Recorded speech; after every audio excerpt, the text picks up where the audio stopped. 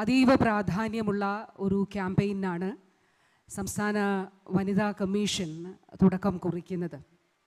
3 പതിറ്റാണ്ട് കാലത്തെ ചരിത്രത്തിൽ വനിതാ കമ്മീഷൻ നമ്മുടെ സംസ്ഥാനത്തെ സ്ത്രീകളുടെ പദവി ഉയർത്തുന്നതുമായിട്ട് ബന്ധപ്പെട്ടും നീതി ഉറപ്പാക്കുന്നതുമായിട്ട് ബന്ധപ്പെട്ടും വളരെയേറെ പ്രവർത്തനങ്ങൾ നടത്തിയിട്ടുണ്ട്.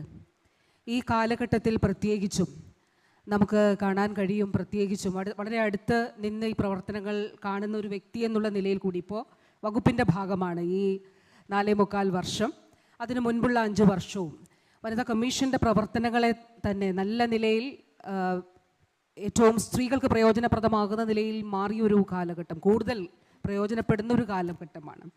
ഈ കാലഘട്ടത്തിലും വനിതാ കമ്മീഷൻ നടത്തുന്ന എല്ലാ പ്രവർത്തനങ്ങൾക്കും ഹൃദയപൂർവ്വമായിട്ടുള്ള എല്ലാ അഭിനന്ദനങ്ങളും അറിയിക്കാറുണ്ട്. ഞങ്ങൾ ചർച്ച ചെയ്യാറുണ്ട്. പുതിയ കാര്യങ്ങൾ, പുതിയ പദ്ധതികൾ, പുതിയ പ്രോജക്റ്റുകളൊക്കെ ആവിഷ്കരിക്കുമ്പോൾ തീർച്ചയായിട്ടും വളരെ വളരെ വളരെ ഹൃദയം നിറഞ്ഞുള്ള പിന്തുണ അതിന് അറിയിക്കാറും നൽകാറുമുണ്ട്.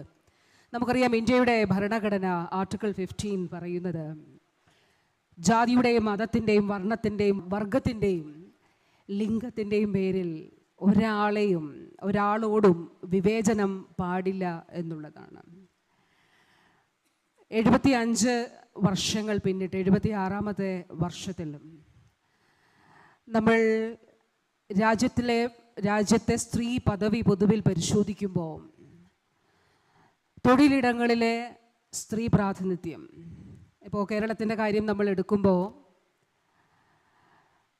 വിദ്യാഭ്യാസമുള്ള സമൂഹമാണ് കേരളത്തിലേത്. ഇന്ത്യയുടെ മറ്റു സംസ്ഥാനങ്ങളുമായി താരതമ്യം ചെയ്യുമ്പോൾ പൊതുവിദ്യാഭ്യാസത്തിൽ, ഉന്നത വിദ്യാഭ്യാസത്തിൽ കേരളം വളരെ വളരെ വളരെ മുന്നിലാണ്. കേരളത്തിലെ സ്ത്രീ സമൂഹത്തെ സംബന്ധിച്ചിടത്തോളവും വിദ്യാസമ്പന്നതയിൽ ഇന്ത്യയിലെ മറ്റു സംസ്ഥാനങ്ങളെക്കാൾ നമ്മൾ മുന്നിലാണ് നിൽക്കുന്നത്. പക്ഷെ തൊഴിലിടങ്ങളിലെ സ്ത്രീ പ്രാതിനിധ്യത്തിലേക്ക് വരുമ്പോൾ ഇതിൻ്റെ ആനുപാതികമായിട്ടുള്ള പ്രാതിനിധ്യം, ഇപ്പോൾ പോപ്പുലേഷൻ ജനസംഖ്യാപരമായി നമ്മൾ നോക്കിയാലും വിദ്യാഭ്യാസത്തിൽ നോക്കിയാലും, ഇപ്പോൾ ഒരു ഉദാഹരണം പറഞ്ഞാൽ ആരോഗ്യ വകുപ്പിൽ ഇപ്പോൾ MBBS ഏറ്റവും കൂടുതൽ വരുന്നത് പെൺകുട്ടികളാണ്.